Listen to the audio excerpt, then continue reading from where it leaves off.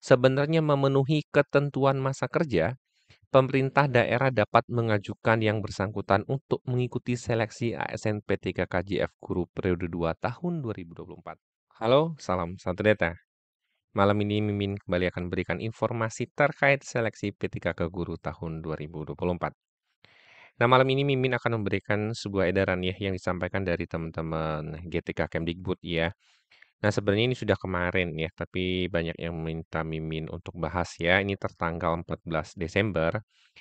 Nah, ini adalah kabar baik bagi teman-teman ya, karena ada surat terkait perihal penjelasan teknis terkait masa kerja pelamar guru non-ASN yang aktif bekerja di instansi daerah di sekolah negeri ya, dalam tanda kutip di sekolah negeri pada seleksi ASN P3K JF Guru ya, Jabatan Fungsional Guru periode 2 tahun 2024.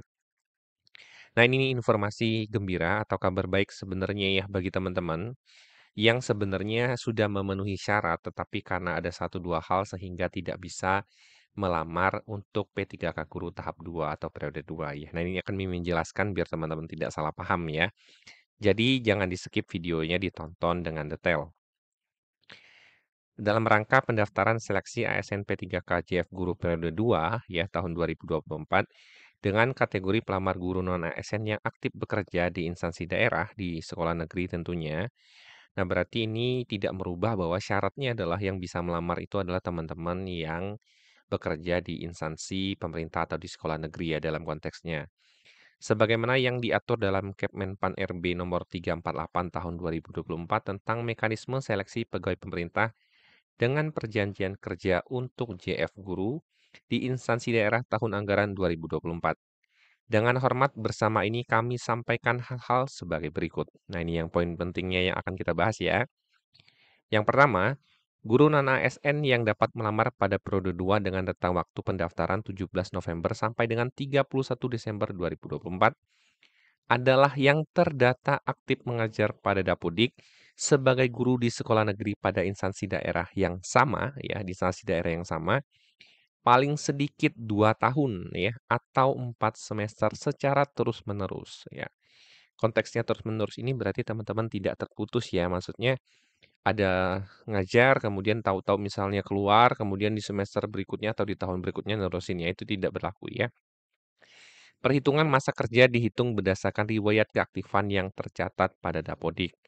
Nah, riwayat yang tercatat di Dapodik juga itu berarti teman-teman itu terhitung aktif dan disinkron di Dapodik ya statusnya ya, dan memiliki sekolah induk tentunya. Kemudian yang kedua, terdapat ketidaksesuaian data riwayat masa kerja di Dapodik dengan kondisi sebenarnya yang diantaranya disebabkan oleh.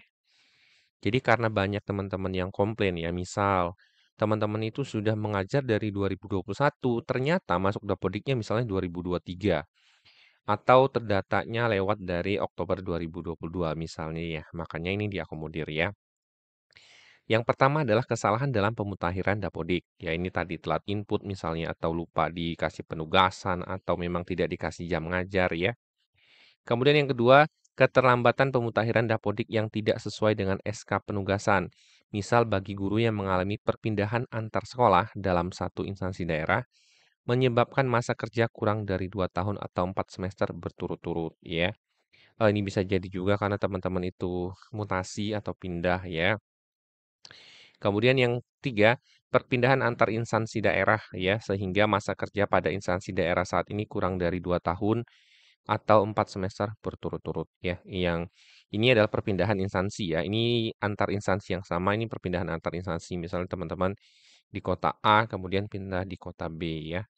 Kemudian yang keempat, peralihan status menjadi guru sehingga masa kerja sebagai guru kurang dari 2 tahun atau 4 semester berturut-turut ya. Peralihan status ini mungkin sebelumnya tendik ya, kemudian jadi guru atau guru pernah pindah ke tendik gitu ya.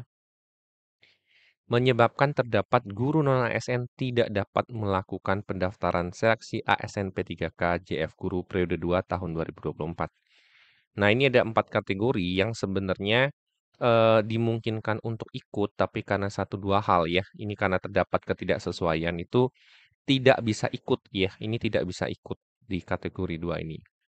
Nah, kemudian nih poin ketiga, apabila guru non-ASN seperti pada angka 2 tersebut sebenarnya Memiliki ya, sebenarnya memiliki atau sorry, sebenarnya memenuhi ketentuan masa kerja, pemerintah daerah dapat mengajukan yang bersangkutan untuk mengikuti seleksi ASN P3K JF Guru periode 2 tahun 2024 melalui aplikasi RTG atau aplikasi Ruang Talenta Guru. Jadi perlu teman-teman pahami bahwa ya untuk poin-poin yang ini ya, selama teman-teman itu bisa membuktikan bahwa teman-teman itu memang sudah mengajar aktif sesuai dengan tenggang waktu 2 tahun berturut-turut atau setidaknya 4 semester terus-menerus ya, teman-teman itu bisa diajukan melalui aplikasi RTG. Dilengkapi dengan surat pernyataan tanggung jawab mutlak atau SPTJM yang ditandatangani oleh kepala daerah. Nah, kepala daerah atau sekda ya. Jadi di sini kemarin Mimin sempat bertanya-tanya apakah ini cukup oleh kepala Kadis Pendidikan, tapi ternyata mintanya adalah kepala daerah ya atau minimal sekda. Jadi ini cukup syaratnya cukup tanda tangannya cukup kuat ya.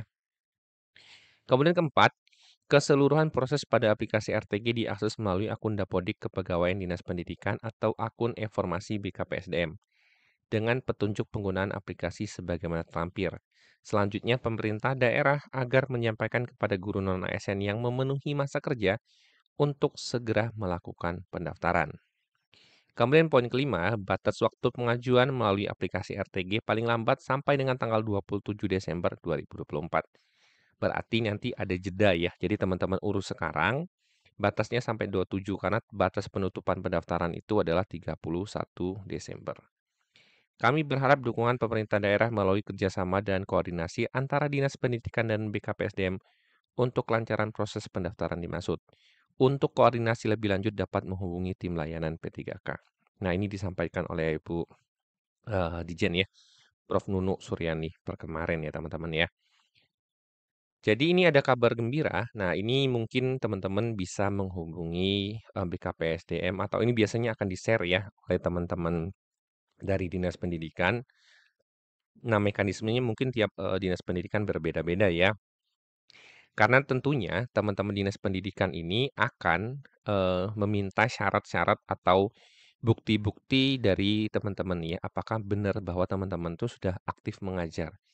Nah, aktif mengajarnya berarti selambatnya adalah di Juli 2022-2023 ya, tahun ajaran itu, atau selambatnya adalah di Oktober 2022. Nah, ini diaksesnya nanti di aplikasi RTG ya teman-teman ya. Di sini nanti caranya adalah teman-teman akan di-verval ya, ditambahkan. Kemudian nanti akan ada ini ya, akan ada surat pertanggungjawaban mutlak yang harus diupload. Jadi nanti teman-teman dari Dinas Pendidikan atau BKPSDM akan mengenerate surat pertanggungjawaban mutlak. Teman-teman akan ditambahkan berdasarkan nomor NIK-nya, kemudian dibuat surat SPTJM, kemudian ditandatangani oleh kepala daerah maupun sekda. Kemudian akan di-verval ya, kemudian di-verval. Nah, setelah di-verval teman-teman baru bisa mendaftar di SSC ASN ya. Jadi yang awalnya teman-teman itu kemarin posisinya itu tidak memenuhi masa kerja, jadi teman-teman itu bisa mengikuti dengan metode pengajuan ini ya. Jadi teman-teman silakan ditunggu informasi atau bisa yang memenuhi syarat ya. Ingat bahwa ini sebenarnya bukan membantu teman-teman yang tidak memenuhi syarat ya, tapi ini hanya untuk mengakomodir teman-teman itu sebenarnya sudah memenuhi syarat gitu ya, karena mengajarnya sudah lebih dari 2022 ya. Selambat-lambatnya adalah 4 semester, terhitungnya di 2022 berarti ya. Nah, ini membantu teman-teman yang ada kendala di poin A, B, C, D. Ini tidak mengakomodir teman-teman dari swasta atau teman-teman yang sebenarnya memang eee, baru ngajar di tahun 2023 ke atas gitu ya. Nah, demikian informasi yang dapat Mimin sampaikan. Semoga ini menjadi kabar gembira bagi teman-teman. Semoga bermanfaat. Salam satu data.